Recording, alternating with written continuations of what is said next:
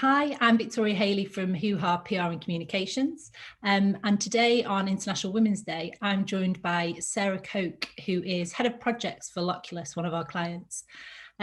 So Sarah has a career spanning 30 years within technology, so she was the perfect person for us to speak about the highs and lows of being a woman in tech, offer her advice for people that are either looking for a new career in the industry or maybe looking for a change of career. So Sarah, you're Head of Projects for Lokulus. What does that mean? What does your day-to-day look like? Hi, yes, so the day-to-day is looking after the projects, overseeing the team and the delivery that they do within the projects themselves, looking after the resourcing, capacity planning, making sure that people have the knowledge and the expertise to do the roles that they do, and also looking after the finance side of it as well. So it's quite a varied role. It also involves looking at processes, procedures, ensuring that we have the right documentation in place so that we can run our governance of our project smoothly. So pretty varied. Mm-hmm. Okay. And now you've worked in tech for 30 years. Was that always the plan? Yes and no, interestingly. So it became the plan because I got an interest in tech very early on in my life, actually. My parents bought a BBC computer back in the 80s, if you know what one of those is, one of the original home computers. Yeah. And we all got into playing with this computer. I used to play a particular game called Elite, which I got very much into, which is all about trading in space, and it's quite interesting if you're a little bit geeky. I also got into BBC basic programming, so I started to do a little bit of programming, probably scripting something that says "Hello World," which is the sort of the go-to thing for any developers. So I'd already had a play with computers before I'd even started thinking about my course of what I was going to do at university. And so it was always going to be a choice of something that I could use with my maths, because I was always interested in maths, logic, problem solving.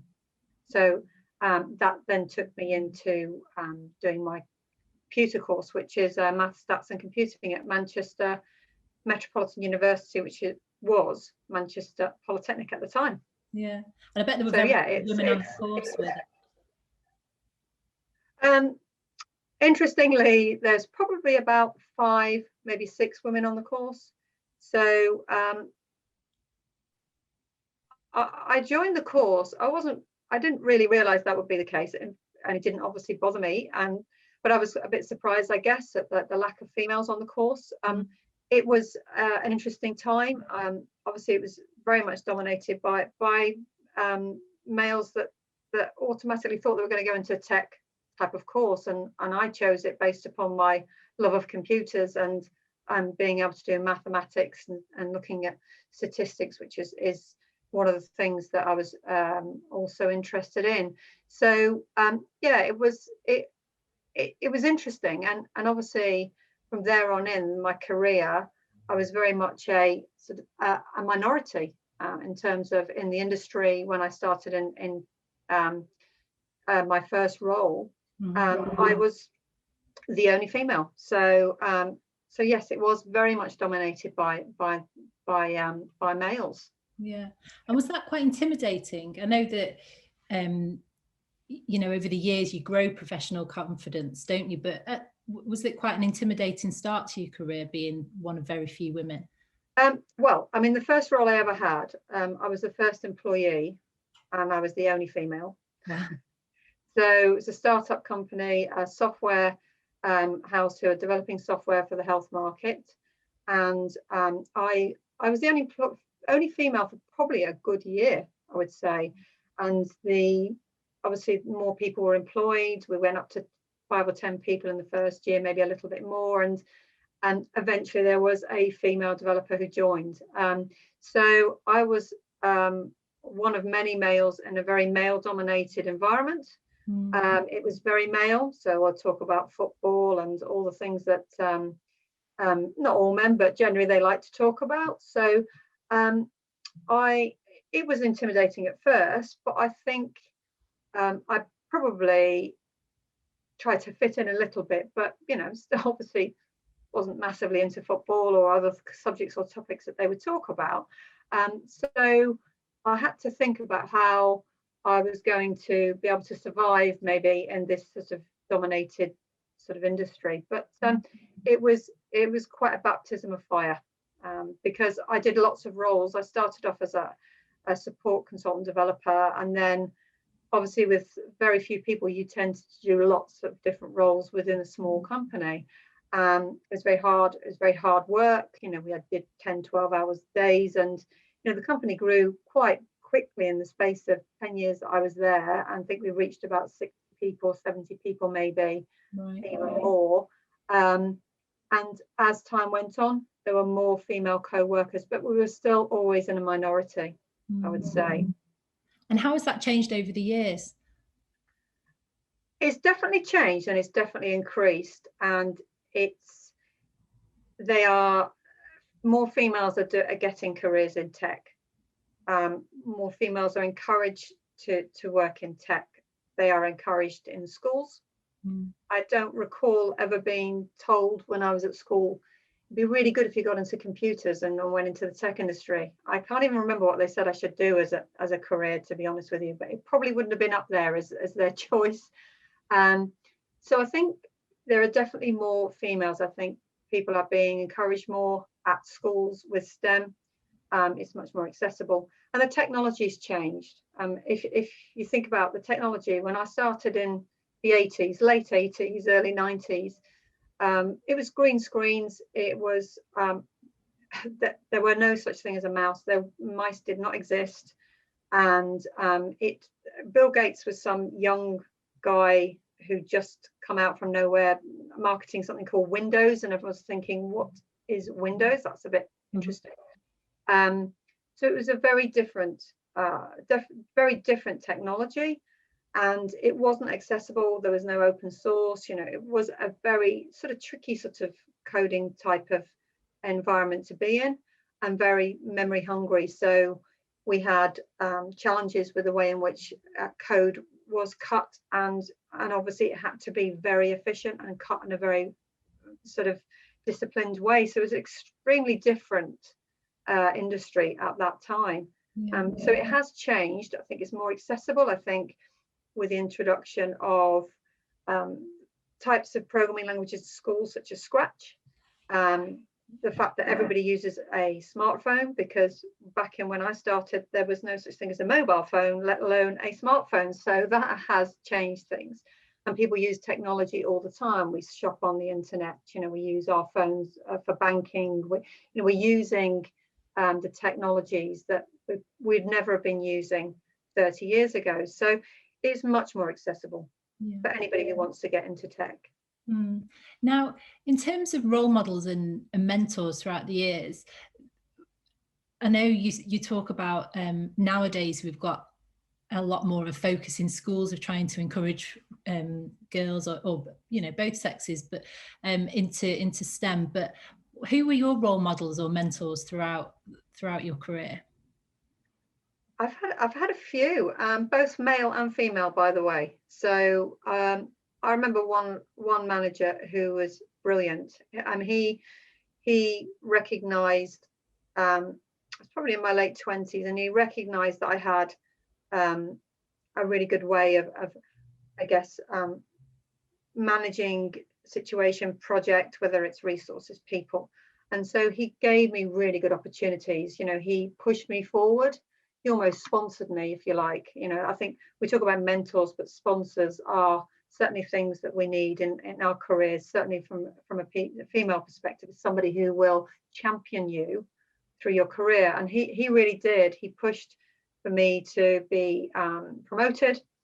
So I had a team of small team of trainers, and then I was promoted into the role as an application consultancy manager. So then I had a team of 10.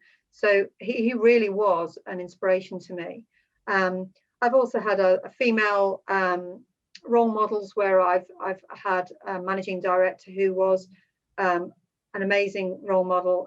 She was a really strong female in the working tech industry.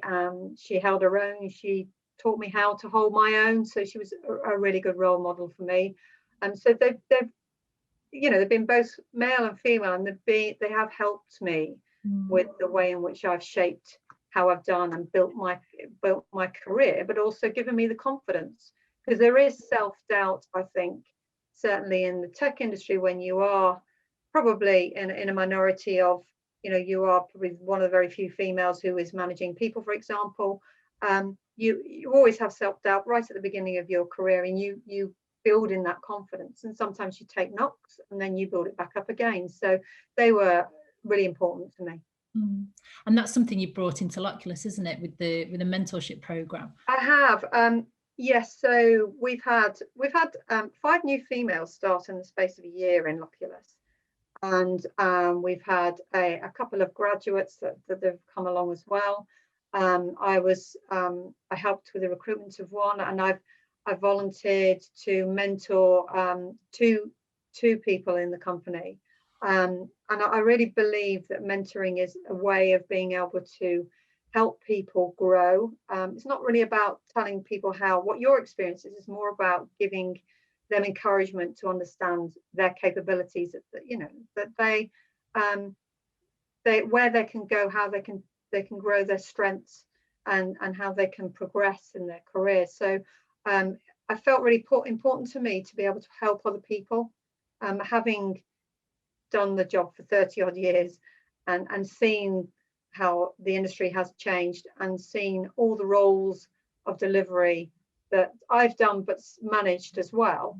I just want to be able to sort of help other people and give back in that way. Yeah. I think it's really important, and that's for both male and female, isn't it? But yeah, absolutely. I've got one male and one female that I mentor. So yeah, it doesn't matter regardless. I think when people come out of university, they don't necessarily know what the working world is going to be like, and whilst they might be confident, there are things that are going to be unknown to them, and they need a bit of guidance about how they can help their sort of path and the where and where they want to go, and understand how they can play to their strengths, and where they need to improve, but also get that support. I think it's good for certainly anybody in your career, even when you're right at the top of your game, getting guidance and help and advice is still equally as important, but certainly when you're a graduate coming from university. Yeah. So I mean, we've talked about building people up.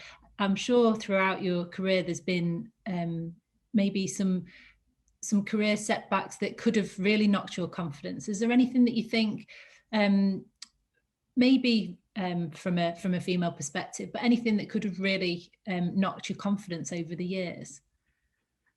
Yeah, well, there is actually. I mean, there is. The most challenging point in my career is I became pregnant, and this is my second child.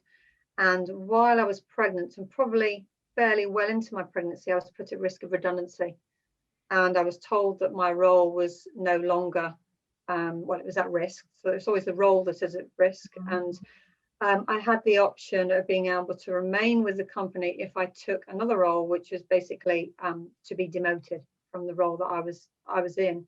Now, being heavily pregnant and thinking I could leave and go and get another job, it was probably very unlikely that anybody was going to take me on.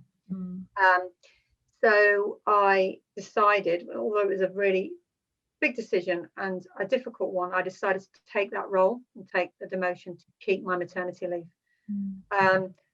That obviously, I think as a woman, you always, I think, well, personally, I had the dilemma of, I've got to think about whether, this is a career move for me, not in the direction I want to take. Would it be temporary? I didn't know whether that was the case. And it knocked my confidence. Obviously it would. And I started to doubt, really, should I be able to have a career and have children? Is that a possibility? Am I asking for too much? With a bit of coaching from some friends of mine who do coaching, it was absolutely the case. You can have a career and you can have children and you can have a family. But those kind of things do put you in doubt and do knock your confidence. But I decided, I took a year off from my child. It was a brilliant year. And then after a year, I thought, no, I need to get back to work. Yeah. And I managed to get a role back at the same company, doing what I was doing before, and built my confidence back up. So I think any female that goes through that, who has to go on maternity leave, loses a bit of their confidence anyway. But that was a real knock for me. But I came back and decided, no, I'm not.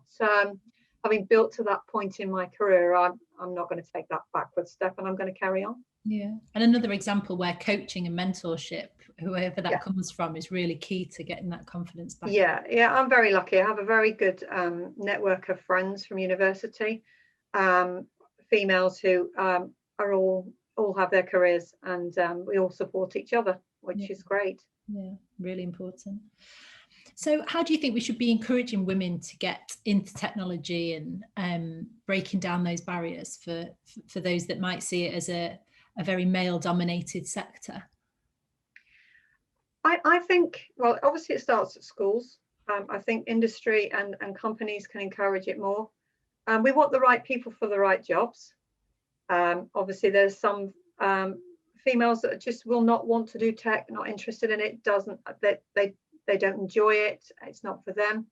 But there are some females that are going to be probably a little bit cautious of whether that's a thing for them and whether they should be doing it. And I would absolutely positively encourage any female that's thinking of doing tech.